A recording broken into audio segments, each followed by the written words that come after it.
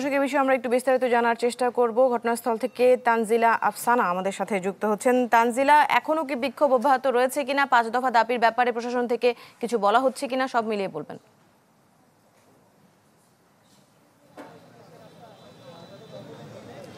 দৃষ্টি, আমি এই মুহূর্তে অবস্থান করছি নতুন বাজার স্থানে এবং এখানে কিন্তু সকাল 8টা থেকে এই কর্মসূচি চলছে এবং এই কর্মসূচিতে বলা হয়েছে যে তাদের যে দাবি রয়েছে সেই দাবি যদি পালন না করা হয় তাহলে কিন্তু এরা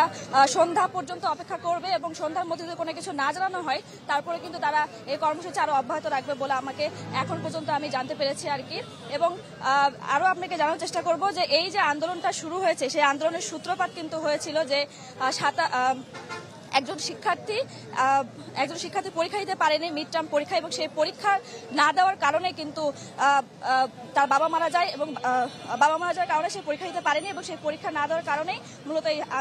ঘটনার সূত্রপাত হয় এবং সেই সূত্রপাত থেকেই কিন্তু এই আন্দোলনের যে বিষয়টি সেটা কিন্তু তারা জানায় এবং শিক্ষার্থীরা জানায় এবং আন্দোলনের পরে কিন্তু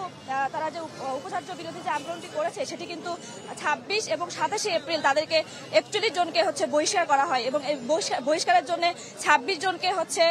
তাদের 26 জনকে স্থায়ীভাবে এবং বাকি 16 জনকে কিন্তু অস্থায়ীভাবে বহিষ্কার করা হয় এবং এই বহিষ্কারের কারণেই কিন্তু মূলত তাদের এই আন্দোলন কর্মসূচি তারা করেছে এবং এই আন্দোলন কর্মসূচি যদি তাদের যে দাবি, যে মূলত তাদের দুইটা প্রধান দাবি রয়েছে এবং তার মধ্যে রয়েছে যে তারা যদি তাদের যে দাবিটি রয়েছে যে এই আন্দোলনে যাতে যারা বহিষ্কার হয়েছেন এবং যারা এখান থেকে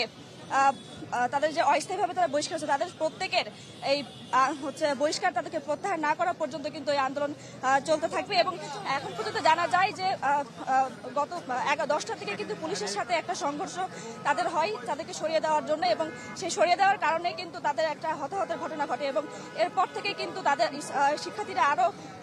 বেশি ক্ষুব্ধ হয়ে যায় এবং ক্ষুব্ধ হওয়ার পর কিন্তু তারা এখানে অবস্থান করে আর কি। এবং তারপর থেকে আপনাকে আরেকটা বিষয় জানিয়ে দেওয়া ভালো যে এই আন্দোলন ততক্ষণ পর্যন্ত চলবে যতক্ষণ পর্যন্ত এখানে যারা বিশ্ববিদ্যালয় কর্তৃপক্ষ যারা রয়েছে তারা কিন্তু এখানে বলছেন। এবং আপনাকে এটা বলি যে যারা এই আন্দোলনে এতক্ষণ ধরে ছিলেন তারা 11টা থেকে কিন্তু প্রক্টর যিনি রয়েছেন তিনি কিন্তু এখানে এসেছিলেন এবং সেই প্রক্টর কিন্তু প্রক্টর আসার পরে তাদের সাথে বসতে চায় আলোচনায়, কিন্তু শিক্ষার্থীরা বলছেন যে আমাদের আগে আমাদের বহিষ্কার থেকে আমাদেরকে প্রত্যাহার দেওয়া হোক, তারপরে কিন্তু তারা এই আন্দোলন থেকে অব্যাহত ঘোষণা করবে বলে তারা জানিয়েছেন এবং সরকার পক্ষ থেকে যদি তাদেরকে সন্ধ্যার মধ্যে না জানানো হয় তারা এই কর্মবিরতি অব্যাহত রাখবে বলে আমাকে জানিয়েছেন। দৃষ্টি।